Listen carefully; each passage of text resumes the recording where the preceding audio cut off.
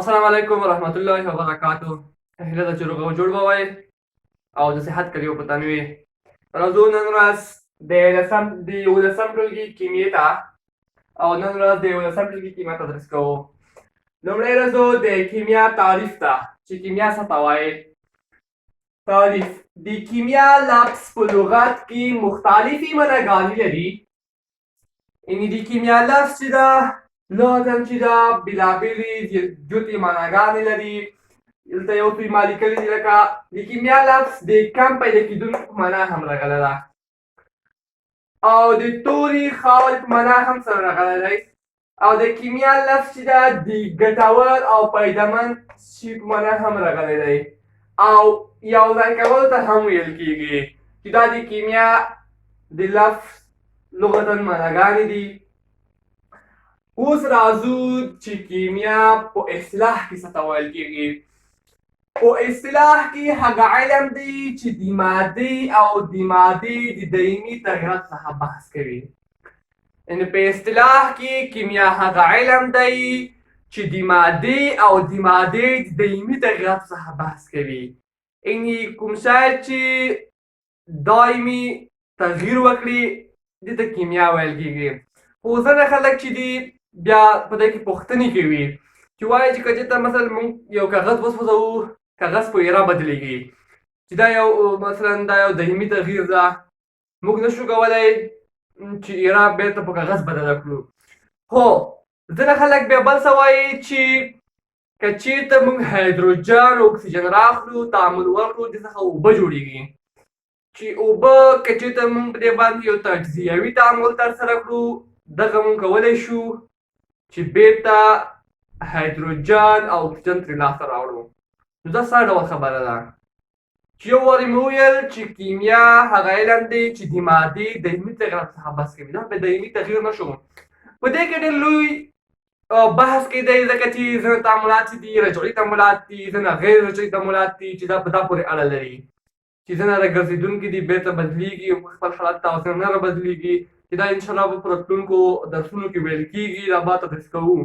خو نن ورځ راځو د یولسم ټولګي مطابق درس تدریس کوو چې دا د کیمیا تعریف، چې کیمیا په لغت کې مختلفې معناګانې لري، لکه کم پیدا کېدونکی، ګټور او پیدامند شي په معنا هم راغلې ده، تورې خاورې یو ځای کولو په معنا، او اصطلاح کې هغه علم دی چې د مادې د دایمي تغیراتو څخه بحث کوي، چې دا د کیمیا تعریف و. اوس راځو د یولسم ټولګي د کیمیا لومړنۍ برخې مخلوط ته، یا مکسچر هم ورته وایي په انګلیسي کې. مخلوط د دوو یا څو ډوله موادو یو ځای کول په ناټاکلي نسبت. ناټاکلي نسبت په دا معنی چې نسبت به یې معلوم نه وي. دا به نه وي معلوم چې مثلا یو ماده 50% ده، بله ماده 50% ده، نسبت به یې معلوم نه وي. په ناټاکلي نسبت داسې چې د هغوی ترمنځ کیمیاوي تعامل ونه لیدل شي مخلوط بلل کېږي.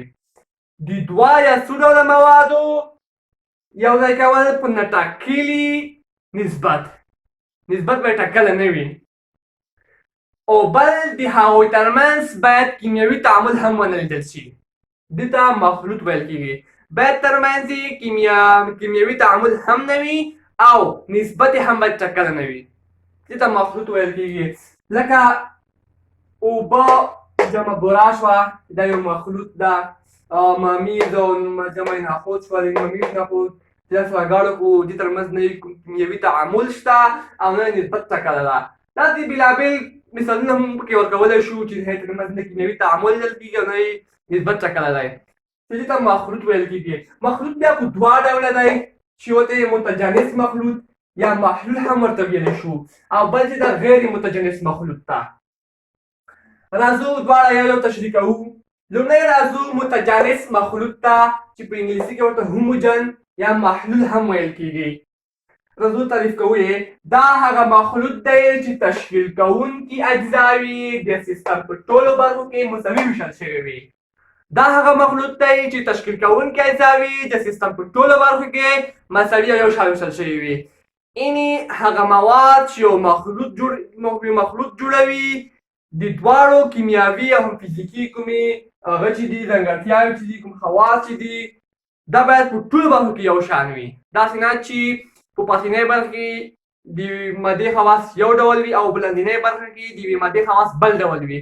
داسې نه، باید د تشکیل کوونکو اجزاوو د سیستم په ټولې برخې کې چې کوم تشکیل کوونکي اجزاوې دي، کوم جوړونکي اجزاوې دي، دغه باید د مخلوط په کوم سیستم چې ده، دا باید په ټول سیستم کې باید مساوي برخې ولري. یا بل طریقه هم ورته وکړلی شو چې یا د هغه مخلوط دی چې په ټولو برخو کې کیمیاوي او فزیکي خواص یو ډول وي. یعنې په ټولو برخو کې د مخلوط په ټولو برخو کې باید کیمیاوي فزیکي خواص یو شان وي، چې دې ته متجانس مخلوط ویل کېږي. لکه د اوبو او الکولو مخلوط، هر کله چې موږ اوبو او الکولو ته دا چې کله سره ګډه کړو، دا چې کوم یو سیستم جوړ کړي، کوم مخلوط جوړ کړي، په ټولو برخو کې به دا خواص یو شان وي. هم په پسینۍ برخه کې به یو شان خواص لري، هم په منځنۍ برخه کې یو شان خواص لري، هم په بلندنۍ برخه کې یو شان خواص لري، چې دې ته متجانس مخلوط ویل کېږي یا مخلوط هم ورته ویلی شو. دویم راځو غیر متجانس مخلوط یا هیتروجن، په انګلیسي کې ورته هیتروجن هم وایي. غیر متجانس مخلوط دا هغه مخلوط دی چې تشکیل کوونکي اجزاوې د سیستم په ټولو برخو کې یو شان نه وي. اینی کوم مواد چې سیستم جوړوي، کومې اجزاوې دي، دغه اجزاوې په دا سیستم کې به یو شان نه وي. اینی توپیر به لري، په پسینۍ برخه کې به یو شان خواص لري، په منځنۍ برخه کې بل شان خواص لري او په بلندنۍ برخه کې بل شان خواص لري. یعنې په ټولو برخو کې به خواص یو ډول نه وي. یا د دې مخلوط هره برخه بېلابېل فزیکي او کیمیاوي خواص لري. اینی د دغه سیستم هره برخه، هم منځنۍ پسینۍ چې کومه برخه وي، هره برخه ځان ته فزیکي او کیمیاوي خواص لري. لکه مثلا کاڼي او اوبه یا شګې اوبه، دا چې کله موږ یو بل ته سره ور واچوو، کله چې موږ مثلا کاڼي اوبه یو بل ته سره ور واچوو یوه لوښي کې، نو معلوم لیدل کېږي چې کاڼي به د لوښي په لاندنۍ برخه کې وي او اوبه به د لوښي په منځنۍ او پسینۍ برخې ته راځي. دې ته غیر متجانس مخلوط ویل کېږي، ځکه چې د سیستم په ټولو برخو کې خواص یو ډول نه دي، فرق لري، چې دا غیر متجانس مخلوط ویل کېږي. اوس راځو پاس ته، چې پاس د پاس څخه په کیمیا کې عمومي مقصد دغه دی چې پاس په کیمیا کې د درګونو حالت دپاره استعمالیږي. مثلا مایع فاز ده، جامد فاز، ګاز فاز ده، دې دپاره استعمالیږي.